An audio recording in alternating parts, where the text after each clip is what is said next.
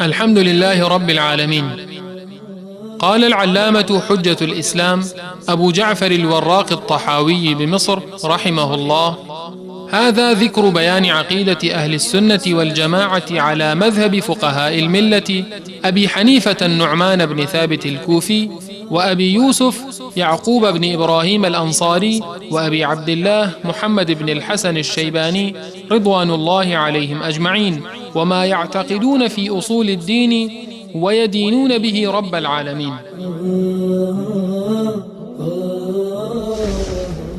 به نام و استعانت از الله بخشاینده مهربان. ستایش ویژه الله پروردگار جهانیان است. علامه حجت الاسلام ابو جعفر وراق طحاوی رحمه الله میگوید: این کتاب بیانگر عقیده اهل سنت و جماعت بر مبنای مذهب فقهای اسلام ابو حنیفه نعمان بن ثابت کوفی و ابو یوسف یعقوب بن ابراهیم انصاری و ابو عبدالله محمد بن حسن الشیبانی رضی الله عنهم اجمعین است و به باورهای آنان در مورد اصول دین که با آن پروردگارشان را میپرستند میپردازد.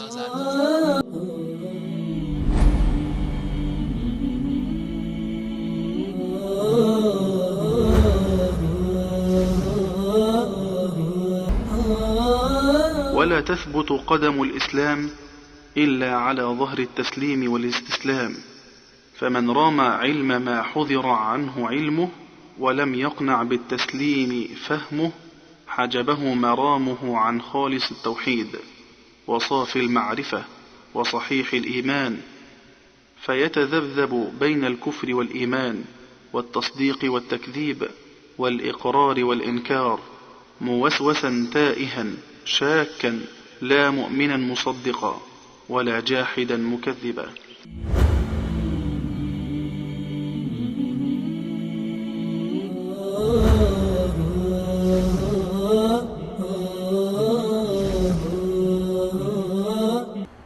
الحمد لله رب العالمين، والصلاة والسلام على نبينا محمد وعلى آله وصحبه أجمعين.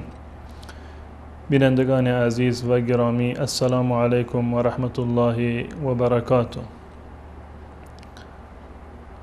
در جلسه قبل به این مطلب پرداختیم که امام طحاوی رحمت الله علیه عقیده اهل سنت و الجماعت را بیان می کرد درباره رؤیت الله متعال که اهل سنت و الجماعت در این زمینه باید مقید به وحی باشند، مقید به آیات قرآن کریم و احادیث رسول الله صلی الله علیه و سلم باشند، آن هم با فهم و مراد که از جانب الله و رسول الله صلی الله علیه و سلم تعیین شده. و ایشان در مقطع آخری که خدمت شما بیان کردن فرموده بودند که فإنه ما سلم فی دینه الا من سلم لله و لرسوله، هیچ کسی در دین خودش سالم نخواهد ماند مگر آن که تسلیم الله متعال و رسول الله صلی الله علیه و سلم باشد و رد علم ما اشتبه علیه الی عالمه، و مواردی را که مشتبه هستند، جز متشابهات هستند، علم این موارد را به الله و رسول الله صلی الله علیه و سلم بسپارد. این نقطه واقعا بسیار جالبی هست. اگر ما بر بگردیم به روش اصحاب رسول الله صلی الله علیه و سلم، قطعا این نکته را شما بارها شنیدید و در احادیث رسول الله صلی الله علیه و سلم بسیار بیان شده که و این اتفاق افتاده که رسول الله صلی الله علیه و سلم از اصحاب بزرگوار خودشون یک مطلبی را سوال کردند و کسی نمیدانسته، یا اگر هم میدانستند و یک نوع شک و تردیدی داشتند پاسخ نمیدادند. در پاسخ میگفتند که الله و رسوله اعلم، الله و رسول الله بهتر میدونند که مراد چی هست. یعنی این که در مواردی که مشکوک بودند، تردید داشتند، در مواردی که با عقل و فکر خودشان جور نمی آمد و تطابقی نداشت یک مطلبی، واقعیت را سپرد می‌کردند به الله و رسول الله صلی الله علیه و سلم. راز سالم ماندن در دین، راز مسئول ماندن از انحراف و کجروی در فهم آیات قرآن و احادیث رسول الله این هست که ما عقل خودمان را، فهم خودمان را معیار اصلی قرار ندهیم، بلکه فهم رسول الله را و اصحاب رسول الله را مقدم بداریم بر اون برداشت شخصی خودمان. علامه طحاوی رحمت الله علیه در ادامه مطلب می‌فرماید که ولا تثبت قدم الاسلام الا على ظهر التسلیم والاستسلام، و استواری در راه اسلام، پایدار بودن و کامل بودن بر اسلام، این اتفاق نمی افتد و حاصل نمی شود مگر بر دو چیز: الا علی ظهر التسلیم والاستسلام، این که اسلام اون گونه که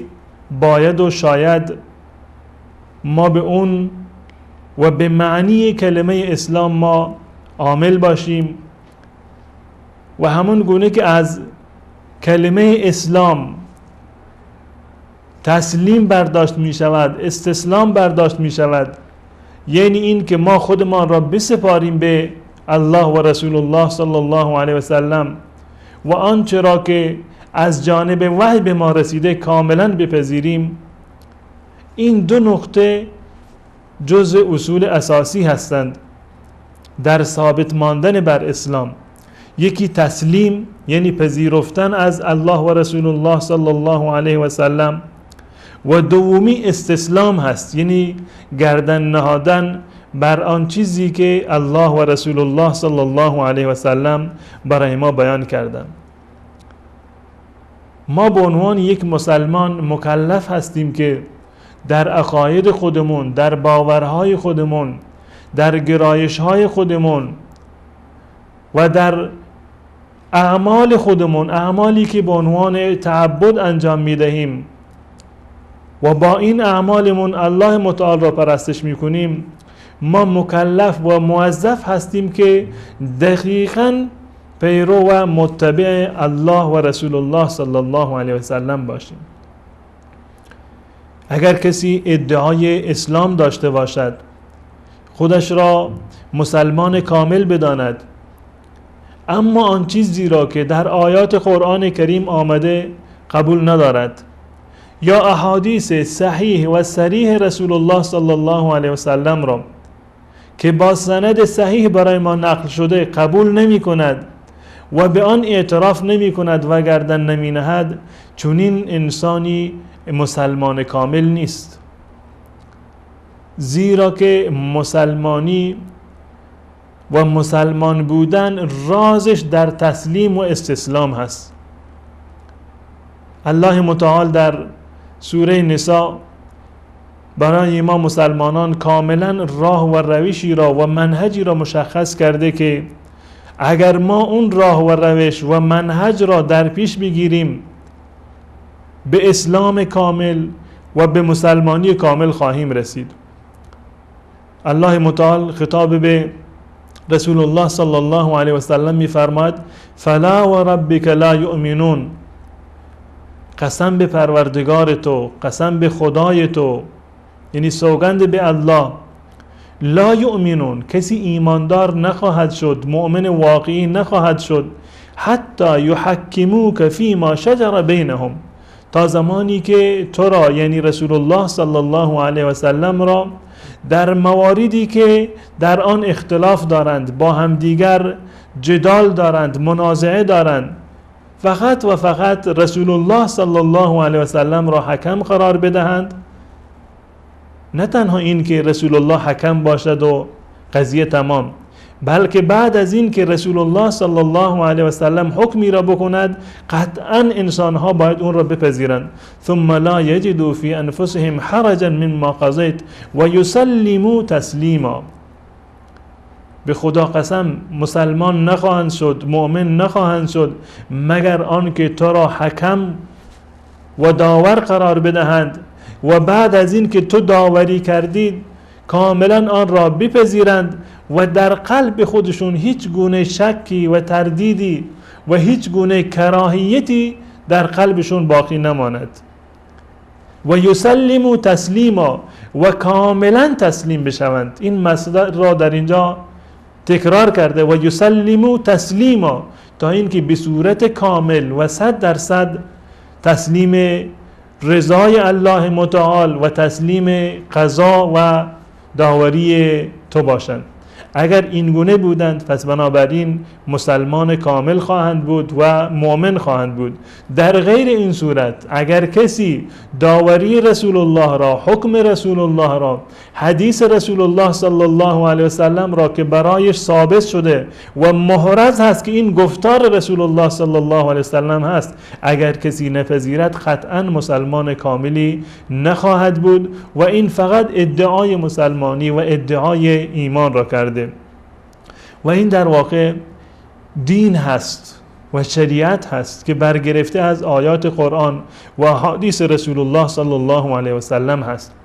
درباره رؤیت که بحث اصلی هست در این مطالب که امام طحاوی رحمت الله علیه بیان می کند، همین گونه هست. اگر انسان مسلمانی رؤیت را آنگونه که الله متعال بیان کرده و آنگونه که رسول الله بیان کرده و حکم نهایی را صادر کرده و حتی تشبیه داده رؤیتی را که ما در روز قیامت پروردگار خودمان را میبینیم، در وضوحش و در شفافیتش آن را تشبیه داده به خورشید، اگر کسی این را قبول نکند، این را تعویل بکند، مثلا بگوید یعنی این که ما نعمتهای الله متعال را میبینیم، امکان ندارد که کسی الله را ببیند زیرا با عقل متضاد هست، این فهم نادرستی هست. وقتی که الله گفته، رسول الله گفتند که الله متعال قابل رؤیت هست و مؤمنان میبینند، ما باید کاملا بپذیریم. فلا و ربک لا یؤمنون حتی یحکموک فیما شجر بینهم ثم لا یجدوا فی انفسهم حرجا مما قضیت و یسلموا تسلیما، و کاملا تسلیم بشوند. و این راه مؤمنان هست. الله متعال درباره مؤمنان میگوید که فاما الذین آمنوا فیعلمون انه الحق من ربهم، مؤمنان میدانند که این مطالب حق هست و از جانب پروردگارشان نازل شده. و اما الذین کفروا فیقولون ماذا اراد الله بهذا مثلا، اونهایی که کفر کردند، باور ندارند، منکر هستند، اونها میگویند که منظور از این چیست؟ منظور و هدف الله متعال از این آیه چی هست؟ این که امکان ندارد، غیر ممکن هست، غیر قابل قبول هست. اون چیزی که الله بیان کرده و رسول الله توضیحش داده قطعا باید اون را قبول بکنیم. و حتی انسانهایی که راسخ در علم هستند، به بالاترین درجات علم رسیدند و اگر مطالبی را حتی از نظر عقل خودشون و فهم خودشون نتوانند هضم بکنند، نهایتا میگویند که اون گونه که الله متعال میفرماد و الراسخون فی العلم یقولون آمنا به کل من عند ربنا، ما به این ایمان داریم، همان گونه که الله متعال بیان کرده کل من عند ربنا، و این از جانب پروردگار ما هست. علامه طحاوی رحمت الله علیه در ادامه میفرماید که فمن رام علم ما حضر عنه علمه ولم یقنع بالتسلیم فهمه، هر کسی که در پی مواردی باشد، در پی دریافت اون علمی باشد که الله متعال اون علم را نگه داشته، اون در پرده نگه داشته، اون را بیان نکرده، ولم یقنع بالتسلیم فهمه، هر کسی که فهمش و درکش و عقلش تسلیم نشود و قانع به تسلیم و پذیرش آیات قرآن و احادیث رسول الله صلی الله علیه و سلم نباشد. در این مقطع امام طحاوی رحمت الله علیه اشاره می کند به کیفیت رؤیت. رؤیت ثابت هست، اما کیفیتش چگونه خواهد بود، این یک چیزی هست که نه در آیات بیان شده و نه در احادیث رسول الله صلی الله علیه و سلم. امام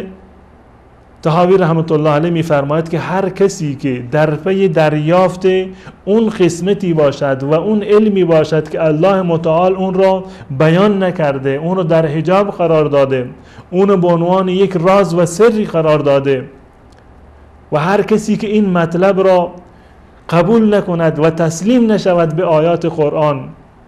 و فهمش قانع نشود، نتیجهش چی می شود؟ نتیجه این هست که حجبه مرامه عن خالص التوحید، این مرامی که دارد، این روشی که دارد، این قصدی که در پیش گرفته، این انسان را از توحید خالص باز می دارد. حجبه مرامه عن خالص التوحید و صاف المعرفة و صحیح الایمان، این روشی که این انسان ها در پیش گرفتن، اون مطالبی رو که الله بیان نکرده و ریزبینی دارند، میخواهند که اون مطالب را درک بکنند، کیفیت رؤیت الله متعال را میخوان درک بکنند، میخوان برای رؤیت الله متعال کیفیتی را ثابت بکنند و فهمشون، عقلشون قانع نیست به آن چیزی که الله و رسول الله صلی الله علیه وسلم فرمودند. میگه این مرام انسان را از توحید خالص و معرفت صاف و شفاف و از ایمان صحیح باز می‌دارد، زیرا که ایمان صحیح و ایمان کامل و معرفت درست این در صورتی برای انسان حاصل خواهد شد که ایمان کاملی به اسماء و صفات الله متعال داشته باشد، و کسی که ایمان کاملی به اسماء و صفات الله متعال نداشته باشد، قطعاً چنین کسی توحید کامل و معرفت صاف و شفاف و ایمان صحیحی را نخواهد داشت. بعد از مشاهده کردن یک میان برنامه کوتاه انشاءالله مطالبی دیگر را در این زمینه خدمت شما عرض خواهم کرد.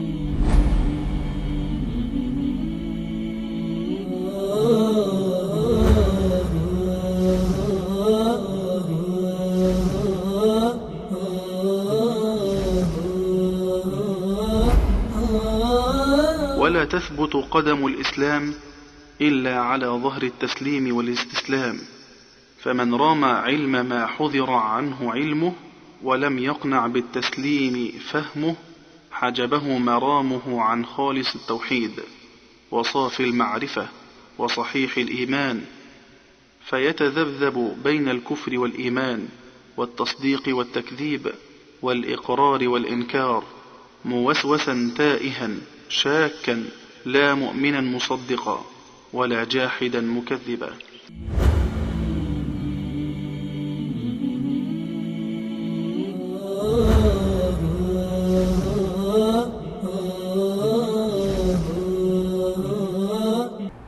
آری بینندگان ارجمند، توحید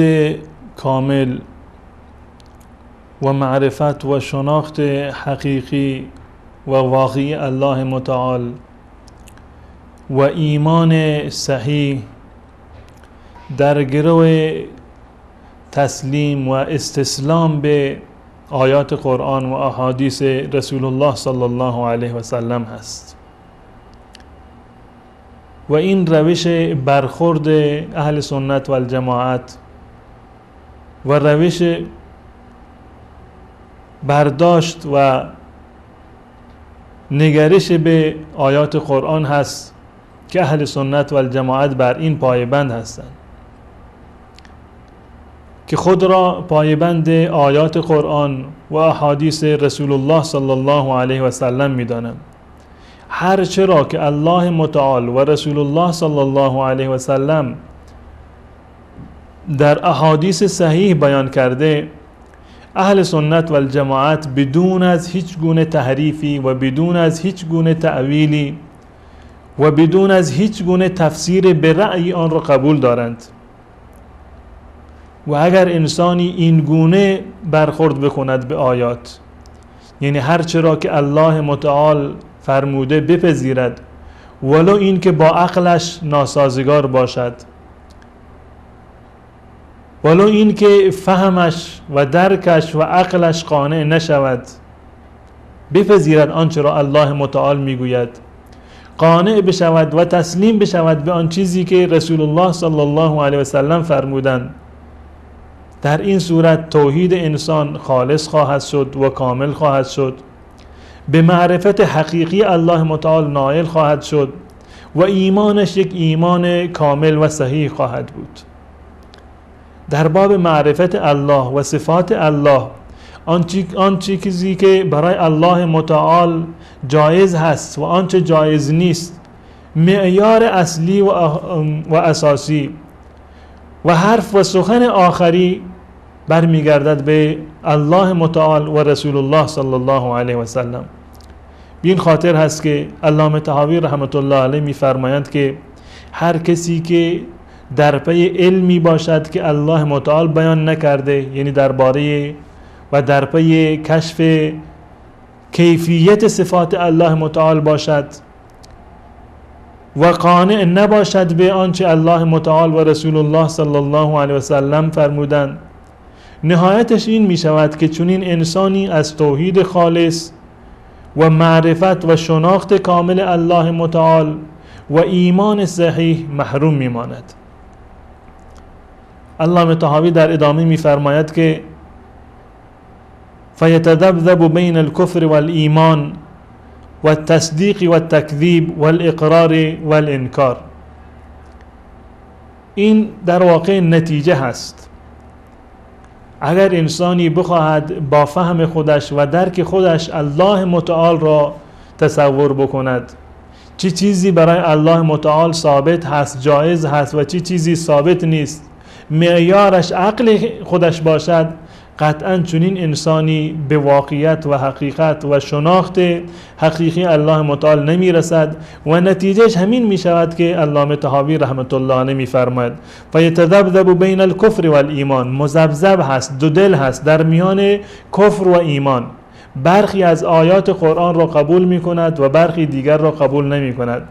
برخی از آیات الله متعال را که در قرآن کریم بیان شده کفر می داند. مثلا میگوید که الله متعال قابل رؤیت نیست. هر کسی که بگوید الله متعال قابل رؤیت هست در روز قیامت آنگونه که الله متعال گفته و رسول الله بیان کرده، برخی معتقد هستند که این در واقع کفر است. این برمیگردد به این که روش این افراد معیارشون معیار درست و دقیقی نیست، زیرا که ملاکشون فقط عقلشون هست و بر نمیگردند به آیات قرآن و احادیث رسول الله صلی الله علیه وسلم. چون این افرادی اونگونه که امام طحاوی رحمت الله علیه میفرماید مذبذب در میان کفر و ایمان خواهند بود، مذبذب و دو دل در میان تصدیق و تکذیب خواهند بود. نمیدانند آیا تصدیق بکنند، باور بکنند یا اینکه تکذیب بکنند، انکار بکنند. والاقرار والانکار. مذبذب و دو دل هستند در میان اعتراف و عدم اعتراف، اقرار بکنند به این آیات و به مفهوم این آیات یا این که انکار بکنند. موسوسا طائحا شاکا، همیشه در حالت وسوسه قرار دارند، گمراه هستند، سرگردان هستند و نهایتش می شود این که لا مؤمنا مصدقا ولا جاحدا مکذبا. نه مؤمن مصدق هستند، نه مؤمنی با ایمان و باور هستند و نه هم منکر و کافری هستند که تکذیب بکنند آیات الله متعال را. یعنی هیچگاه در این زمینه به یک واقعیت و به یک نقطه‌ای که بر آن اطمینان کامل داشته باشند نمیرسند. و این همون چیزی هست که در جلسه قبل خدمت شما از رازی بیان کردم که گفته بود که نهایت اقدام العقول عقال، که آخرین درجه اقدام عقول و کارایی عقل و عملکرد عقل این است که دست و پای انسان را میبندد و به جایی نمیرسد.